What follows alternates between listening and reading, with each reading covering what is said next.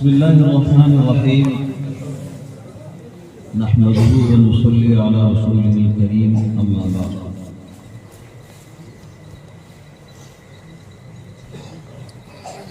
گزارشات تو میں بعد میں آپ کے سامنے رکھوں گا. پہلے عزیز محترم مولانا قاری شاویز صاحب کی فرمائش دوسرے نمبر کی اس کو پورا کرنے کی کوشش کرتا ہوں اور سب کی خواہش ہے ماشاء اللہ. میں اپنے خلقی اعتبار سے بہت کمزور ہوں اور بہت سارے آزار بھی ہیں اور یہ حضرات جوان اور حضرات پڑھ رہے تھے. سب قاریوں نے ماشاءاللہ بہت عمدہ پڑھا اور اس مجلس میں اور بھی بہت سے قربا ہیں. موقع شعبہ نہیں تھا ورنہ یہ محفل ایک رات نہیں بلکہ ایک رات چل سکتی. جن حضرات نے پڑھا بہت خوبصورت پڑھا. اب میں نعت پاک کے چند اشعار آپ کو سنا دیتا ہوں. نعت پاک ایک ایسی نازک صنف ہے راہ میں بڑے بڑے لوگوں کو ٹھوکریں لگتی ہیں اور اس راہ سے صاف دامن ہو کر وہی گزرتے ہیں جو شاعری کے ذوق کے ساتھ ساتھ عالم بھی ہوتے ہیں. ورنہ کبھی کبھی آپ صلی اللہ علیہ وسلم کے مقام اور مرتبے کو آپ کی عظمت کو اتنا بڑھاتے ہیں کہ وہ گویا ربوبیت کی بو اس میں سے آنے لگتی ہے اور کبھی کبھی کوئی گستاخی ہو جاتی ہے مخفی جس کا ان کو اندازہ نہیں ہوتا. تو جو اہل علم ہیں خاص طور پر ہمارے اکابر سب نے نعتیں کہی ہیں. ہندوستان کے ایک بہت مشہور عالم تھے جو امروہہ میں رہتے تھے حضرت مولانا مفتی فرید احمد صاحب امروہی. میں ان کے چند اشعار ہیں آپ کے سامنے وہ پڑھتا ہوں. اور یہ نعت خود حضرت کو اتنی محبوب تھی.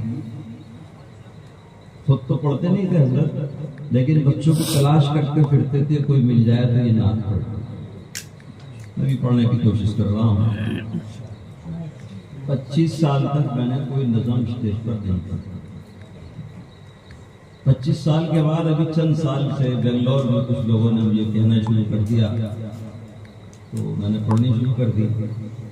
اور اس کی وجہ یہ ہے کہ جب میں مشق کرتا تھا ابتدا میں تو میرا کچھ لہجہ سیٹ نہیں ہوتا تھا اور اب بھی میرا پڑھنا تو اردو میں ہے. مجھے زیادہ لہجے نہیں آتے. جو کچھ آتے ہیں جو کچھ سیدھا سادہ ہے وہ آپ کے سامنے پڑھ دیا. اس سے زیادہ نہیں آتا. تو جماؤ نہیں تھا اور میں بچپن میں نعت پڑھتا تھا غزلیں پڑھتا تھا خوب گاتا تھا. تو ہمارے بعد اساتذہ نے کہا کہ یہ لائن چھوڑ دو. تو میں نے 25 سال بلکہ 30 سال تک کوئی نظم نہیں پڑھی. لوگ مجھے جانتے نہیں تھے کہ میں اشعار پڑھنا چاہتا ہوں. پھر اب یہ جب ایک انداز اپنا متعین سے ہو گیا جس سے کھانے کمانے کا کام چل رہا ہے تو پھر میں نے بعض حضرات کے کہنے سے یہ نعت بھی پڑھنی شروع کر دی. قاری شاویز صاحب نے یہاں بھی دوسرے ملک میں میرے دیار غیر ہے لیکن آپ حضرات چونکہ اپنے سب سامنے ہیں اس لیے یہ دیار غیر نہیں ہے بلکہ یہ دیار احباب بن گیا ہے. تو آپ کے سامنے بھی راز فاش کر دیا. اب اس کی لاج مجھ کو رکھ لی. سراپا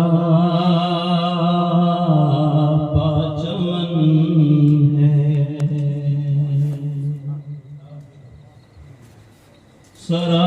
سراپا چمن ہے دیار مدینہ سراپا چمن ہے دیار مدینہ دوام آشنا ہے بہار مدینہ سراپا چمن ہے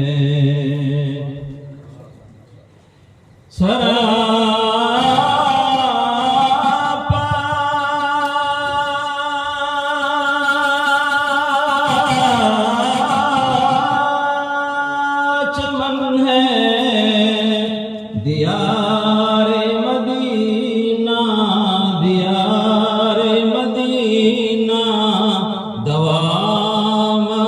تمنا ہے بہار مدینہ سراپا چمن ہے۔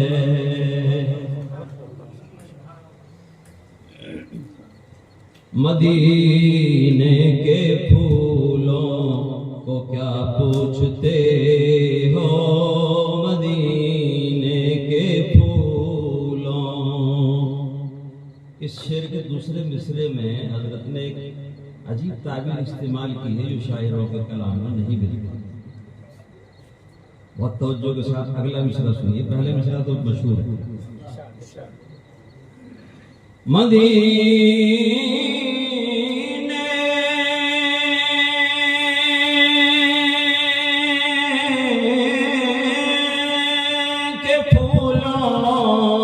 کو کیا پوچھتے ہو، کیا پوچھتے ہو، رگے گل ہے ہر نو کے خارے مدینہ، رگے گل ہے ہر نو کے خارے مدینہ سراپا چمن ہے۔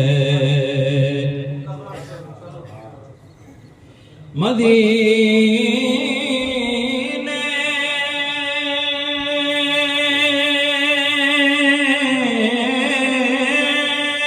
کے پھولوں کو کیا پوچھتے ہو، کیا پوچھتے ہو، رگے گل ہے ہر نو کے خارے مدینہ سراپا چمن ہے۔ کبار مدینہ تو یوں بھی بڑے ہیں، کبار مدینہ، کبار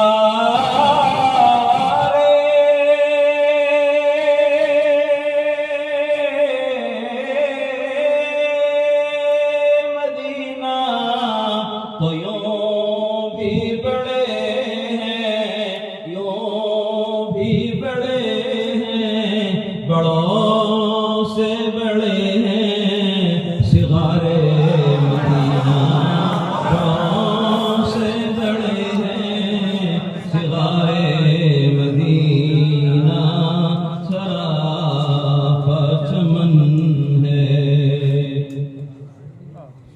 کسی چیز کی اس کو حاجت نہیں ہے، کسی چیز کی،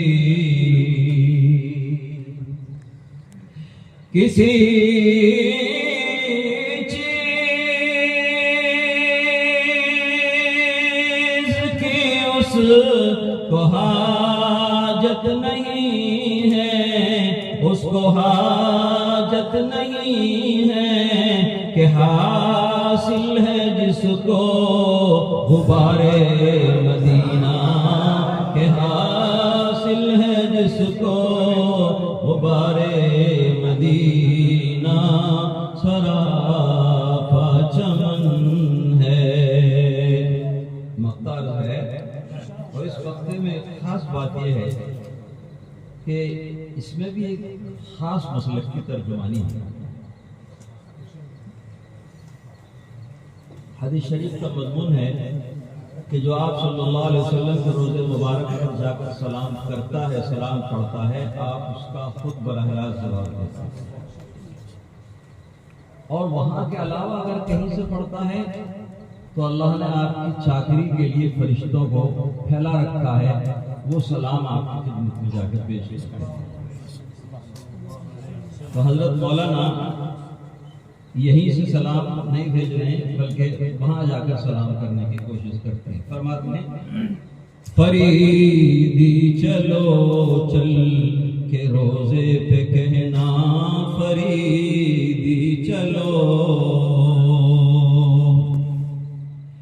فریدی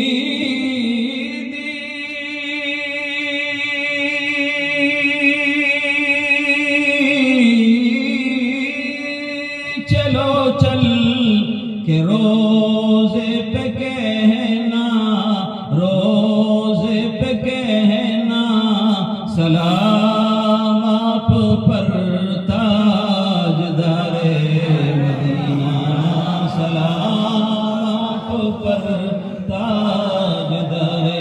مدینہ سراپا چمن ہے، دیار مدینہ دوام آشنا ہے، بہار مدینہ سراپا چمن ہے۔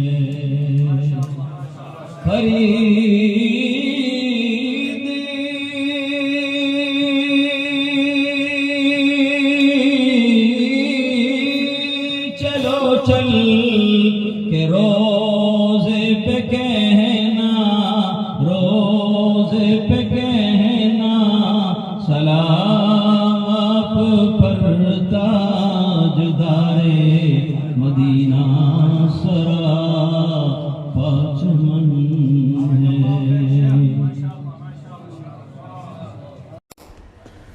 Thanks for watching. Don't forget to like, comment, share and subscribe to Al Wahid channel.